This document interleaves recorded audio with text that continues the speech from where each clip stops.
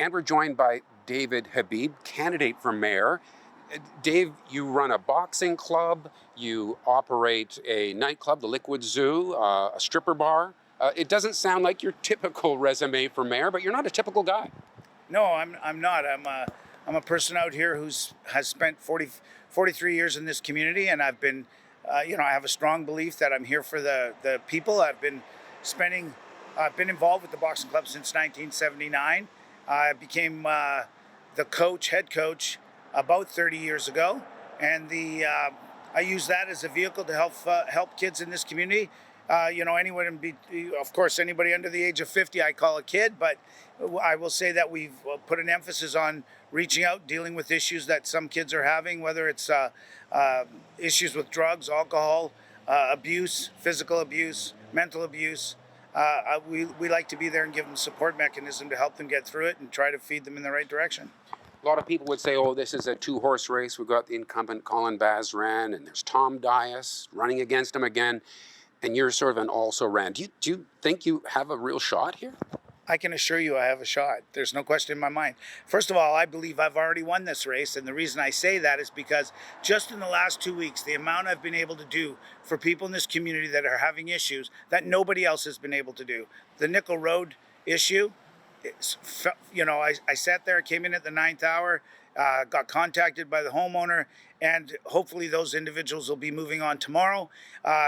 And in shooting a video earlier last week, I was walking down Leon Avenue.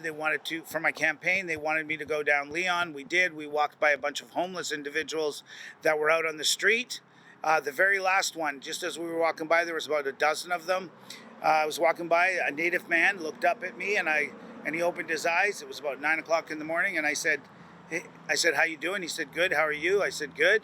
And I looked at him and said, do you mind if I talk to you for a minute? And he said, no, go ahead. And I kneeled down and I started to talk to this gentleman. And the first thing I said to him was, look, if I could change anything in your life today, no matter what it is, what would it be? He said, nothing. And I go, nothing? He goes, nothing. He said, because I got to want to get off this sidewalk before you can help me. He didn't blame anybody. He took responsibility for the situation he was in, which by the time I left that man, I had tears in my eyes. And I told him 3 or 4 times how proud I was of him and how he made my day. And I said to him, here's where I am. If you ever change your mind, come see me. 3 or 4 days ago, he came to see me and said, I want to change my life. He said, I want to make a change. And he took ownership. And I said, here's what I expect from you. Okay, so do you think that the city has been doing enough to try to address homelessness? They've been working with other levels of government, creating supportive housing units, hundreds of them. Are they on the right track? What would you do differently? I'd do a lot differently because I think it has to be hands-on from the top. I think someone like me, even if I was mayor, I'm not going to give up that opportunity to save lives. That's what this is all about, uniting as a community. Everything is intertwined when it comes to homelessness, drug addiction, mental health, crime. Our crime rate we're number 1 in the country, and we're not getting close to number 2. We're actually getting a bigger gap between 1 and 2.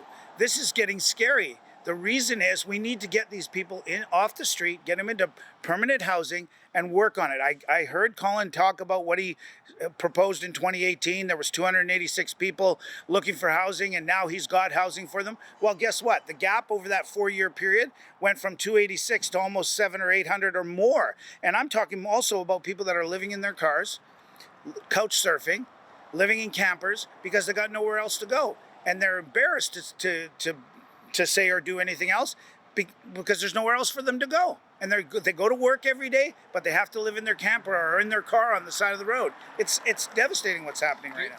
The one thing that's happening is we're seeing high-rises all over the place in downtown Kelowna. There's more on the way.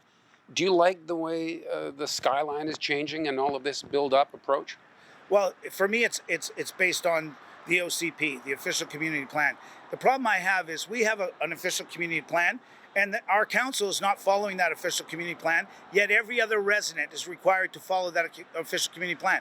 If I bought a home, my first home, and it was my dream home, even if it's downtown and it's all I could afford, and next door to me all of a sudden goes a 43-story tower when the official community plan says nothing over 26, that's the Bible as far as I'm concerned. When we look at that, I take that as gospel. To be opening a 685-seat liquor primary on Ellis Street when the max capacity is 500. I'm the longest standing nightclub owner in this community, and I know how difficult it is. I can assure you a 685 seat venue is not just going to survive without selling booze. When you put another 685 people on the street at 1 o'clock in the morning under the influence, if you don't think there's going to be issues, you're out of your mind.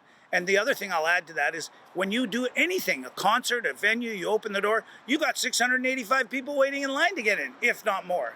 Okay, one thing I have to address, there has been gang activity in the periphery of your life. People wonder about that. What do you say if people have any concerns? Well, I can say this. I've never bought, sold, done drugs, popped a pill, smoked a joint. I've never drank a can of Red Bull or a cup of coffee. Seriously, never had Never, ever. That's Never. And the reason I do that is because God put me on this earth to be an example, reach down and help the people younger than me, because they could be as much as 40 or 50. I have spent my life in this community, 43 years of giving back and reaching down. There's hundreds of children in this community who will vouch and stand up and say, this man has been a pillar for me. He saved my life. I can tell you without a doubt, I've never been involved in anything. I've never had anything in my personal circle. Right. All right. Well, thanks for taking this time for us. Appreciate it. Thank you very much. And thank you for watching Kelowna Now.